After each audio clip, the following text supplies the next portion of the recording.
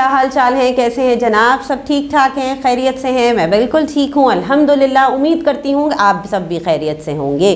جی ہم موجود ہیں اسلامیات کی کلاس میں، اور اسلامیات کی پچھلی کلاس میں ہم نے بات کی تھی اپنی کتاب کے سبق نمبر 22 پہ، جس کا نام تھا ایک نیا آغاز۔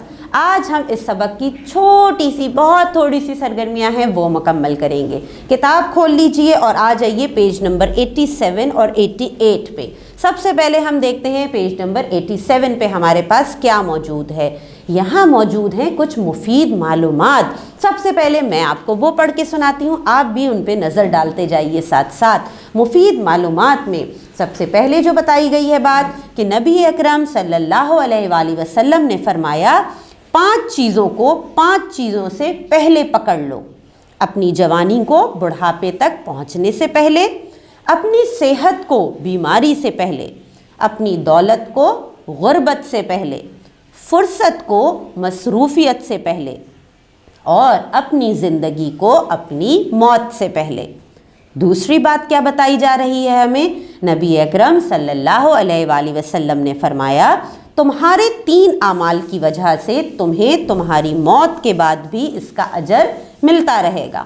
کون سی 3 چیزیں ایسی ہیں پتہ ہے آپ کو جو ہمارے جانے کے بعد بھی اس کا ثواب، اس کا اجر ہمیں مل سکتا ہے؟ کون سی 3 باتیں ہیں؟ لوگوں کی فلاح کے لیے کوئی کام کرنا، اللہ کے لیے کوئی کتاب تحریر کرنا، نیک اولاد جو تمہارے لیے دعا کرے۔ جی آپ نے اکثر ایک لفظ سنا ہوگا صدقہ جاریہ۔ صدقہ جاریہ کہ آپ چلے بھی جائیں دنیا سے، ایسا کوئی کام کر جائیں کہ جس کا ثواب آپ کو ہمیشہ ہمیشہ ہمیشہ ملتا رہے۔ اسی چیز کا یہاں پہ ذکر ہے کہ ایسے کام، لوگوں کی فلاح کے لیے کام کر جانا۔ ایک درخت لگا دیجئے، اس درخت کے سائے میں جب تک لوگ بیٹھتے رہیں گے، اس درخت سے جب تک پھل کھاتے رہیں گے، سایہ لیتے رہیں گے، آپ کو اس کا اجر ملتا رہے گا۔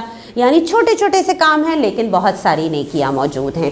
اللہ کے لیے کوئی کتاب تحریر کرنا، کوئی اچھی بات لکھ دینا، کوئی اچھی بات آگے پہنچا دینا، جب تک لوگ اس کو پڑھتے رہیں گے اس کا اجر آپ کو ملتا رہے گا۔ نیک اولاد جو آپ کے لیے آپ کے پیچھے دعا کرے، ظاہر سی بات ہے نیک اولاد ہوگی، آپ اسے نیکیاں سکھائیں گے، دین پہ عمل کرنا سکھائیں گے، آپ کے جانے کے بعد وہ آپ کا صدقہ جاریہ ہوگی، آپ کے بعد وہ آپ کے لیے دعا کرے گی، آپ کے لیے بخشے گی چیزیں، تو آپ کو اس کا ثواب ملتا رہے گا۔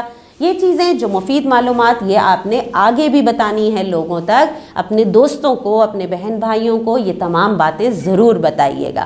اب آ جاتے ہیں آپ کیا کہیں گے کی مشق پہ، یعنی سوالات پہ۔ آپ کیا کہیں گے میں کچھ سوالات موجود ہیں، ان پہ ہم بات کریں گے، ان کے جوابات آپ خود اپنے الفاظ میں اپنی کاپی میں لکھیں گے۔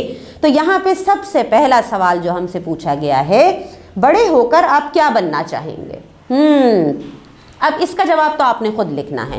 میں بڑے ہو کر کیا بننا چاہوں گی؟ اگر مجھ سے کوئی یہ پوچھتا تو میں کہتی میں ایک استاد بننا چاہتی ہوں، ٹھیک ہے؟ تو میں جی ہاں میں ایک ٹیچر بن چکی ہوں، پڑھا رہی ہوں۔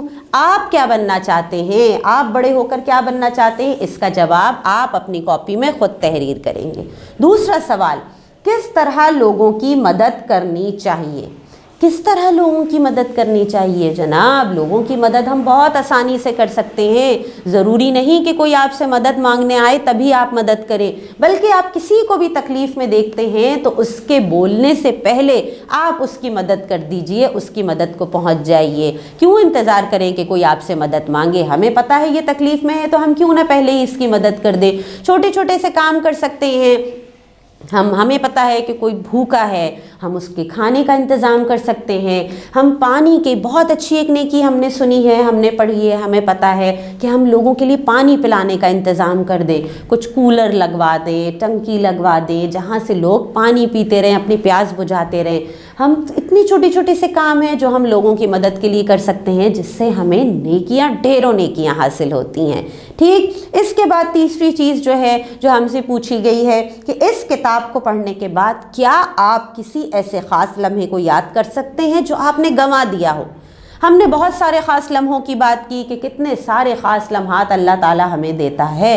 تو اس کتاب میں آپ نے اتنا کچھ پڑھا، اتنا کچھ سمجھا، آپ کے ذہن میں کوئی ایسا خاص لمحہ آتا ہے جو آپ کو لگتا ہے کہ مجھے ملا تو تھا یہ خاص لمحہ لیکن میں نے گنوا دیا؟ اگر ایسی کوئی چیز ذہن میں آتی ہے تو اس کے جواب میں آپ وہ لمحہ، وہ وقت تحریر کریں گے۔ چوتھی چیز ہم سے یہاں پہ پوچھی گئی ہے وہ کیا؟ آپ اللہ تعالیٰ سے کیسے خاص لمحوں کی خواہش رکھتے ہیں؟ ہم اللہ تعالیٰ سے خواہش رکھتے ہیں کہ اللہ تعالیٰ ہمیں ایسے خاص لمحے عطا کرے جنہیں ہم پہچان بھی سکیں اور جن لمحوں میں ہم ڈھیروں نیکیاں کما سکیں اور ان خاص لمحوں میں ہم وہی کام کر سکیں جو اللہ تعالیٰ ہم سے اس وقت چاہتا ہے۔ ٹھیک، تو آج آپ کیا کہیں گے؟ میں جو ہمارے پاس سوالات موجود تھے، ان سوالات کے جوابات آپ نے سمجھ تو لیے ہیں، ہم نے کتاب پوری پڑھی ہے، ہم نے ابھی سبق پڑھا ہے، ان کے جوابات آپ اپنے الفاظ میں مختصر سے طریقے سے تحریر کریں گے۔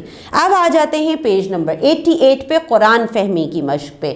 عربی کے الفاظ موجود ہیں، ساتھ ان کی اردو میں معنی بھی موجود ہیں، انہیں سمجھ لیتے ہیں، انہیں پڑھ لیتے ہیں۔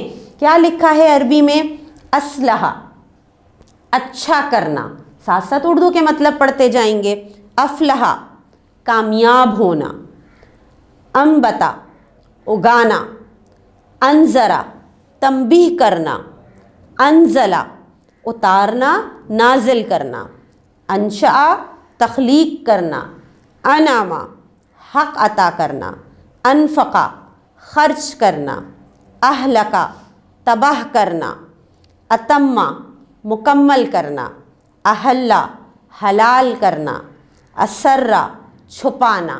تو یہاں پہ ابھی ہم نے جن عربی کے الفاظ کے معنی پڑھے ہیں، معنی سمجھے ہیں، ان کیا کرنا ہوتا ہے؟ جی، ان عربی کے الفاظ کی آپ نے اردو یاد کرنی ہے۔ کتنے سارے عربی کے الفاظ ہیں جو اب تک ہم ہر سبق میں یاد کرتے آ رہے ہیں۔ اتنی ساری چیزیں ہمیں پتہ ہوں تو ہمارے لیے عربی سمجھنا، قرآن سمجھنا کتنا آسان ہو جاتا ہے۔ کام آپ نے یہ کرنا ہے کہ جو سوالات تھے انہیں مکمل کرنا ہے اپنی کاپیز میں، اس کی تصویر بھیجنی ہے اپنی ٹیچر کو، ساتھ ساتھ عربی اور اردو یاد کرنی ہے اور وہ بھی آپ نے اپنی ٹیچر کو سنانی ہے، اور جتنی اچھی باتیں آپ نے سیکھی ہیں وہ آپ نے آگے بڑھانی ہے، آگے پھیلانی ہے۔ تو چلیں جناب، آپ کیجیے یہ کام مکمل اور میں ملوں گی انشاءاللہ آپ سے اگلی کلاس میں۔ اللہ حافظ۔